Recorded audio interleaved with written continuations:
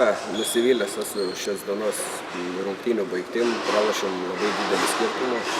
Iš vis kažkaip šiandien atrodė toks jausmas, kad net nenorėjom žaisti, nebuvom nusiteikę, nekovojom, taip pat ir nesisekė.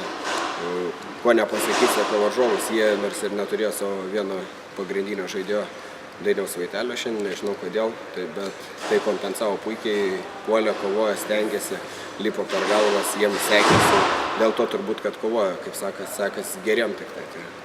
Buvo labai skaudu pralošti tokį didelį skirtumą, rytoj mėginsim pasiekti revanšą, gal ir mažesnį skirtumą, bet svarbu revanšą. Tai stengsimės vis tiek, bent jau ne tokį didelį skirtumą iškristi.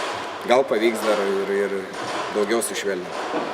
Šaunuoliai varžovai, sveikinam su pergalę pelnytą.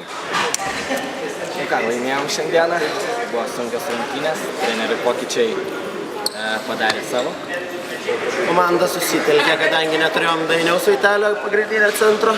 Nežinom, kaip rytoj bus, bet galvom, kad neatleisim. Gynybai pradėjom aktyviai, akcentavom gynybą nuo pat rungtynių pradžios. Koncentracija išliko visas rungtynės, puikiai sužaidė visi žaidėjai. Planavom viską kaip ir turi būti, likus 2 minutėm, kada aš eisiu į aikštę ir manau neblogai viskas. Nepaisant to, kad didelis pranašumas prieš rytojaus varžybas, stengsimės ir laimėti rytoj, nes tai yra principinis mačas. Na, o šiandien visus kviečiame į Bermudų trikampį prie krantinės, į Kilerius švęsti su Danvytės komanda. Ačiū.